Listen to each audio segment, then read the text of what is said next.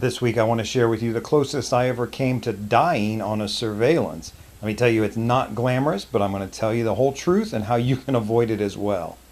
Hi, this is Kaye with ShadowAnyone.com and the creator of the Investigator's Ultimate Guide series, which is premium private investigator training from someone who's been there and done that. The bottom line is heat exhaustion.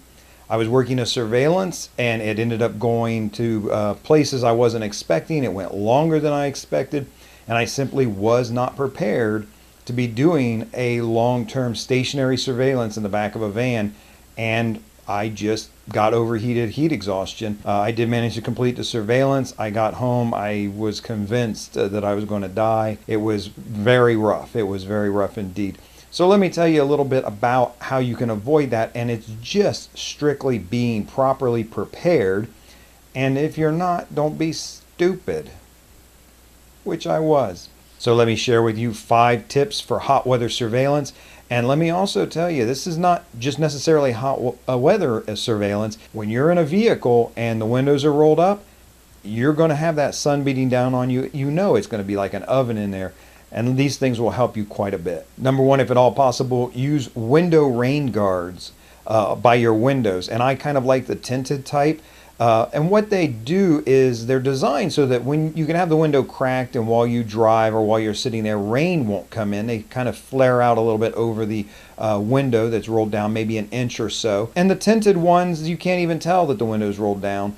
But it does allow just to have the windows open just about 1 inch, maybe the driver's side window and the passenger side window can make quite a bit of difference. At least there's a little bit of place for the heat to escape the van. Number 2, wear your swim trunks underneath your surveillance clothes.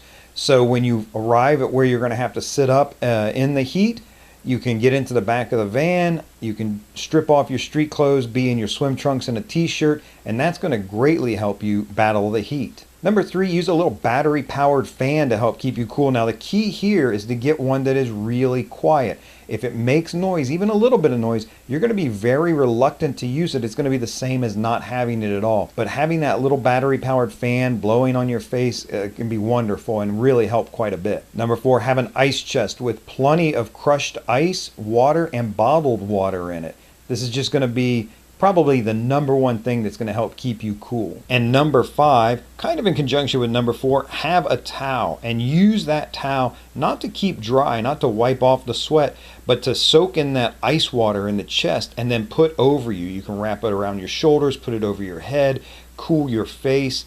Of course, you've got different parts on your body that are going to help you wick away heat more quickly, especially where the veins are close to the skin, maybe carotid artery, along your wrist, that type of thing. But keeping that ice cool towel wrapped around you is really going to lower your temperature and go a long way towards keeping you safe in a hot surveillance vehicle. Finally, a little bonus tip. Obviously, you could think of this, but run the air condition. There comes a point in time where, if you have to run the air condition, you have to run the air condition. It's not nearly as stealthy, but depending on where you're positioned, it may be completely appropriate. The subject of your surveillance may have no idea, even if you're in there, that the van is running. They may just be too far away depending on the cameras and the positioning that you're in. 85, 90 degrees outside, sun coming down, your vehicle is going to get deadly hot very quickly.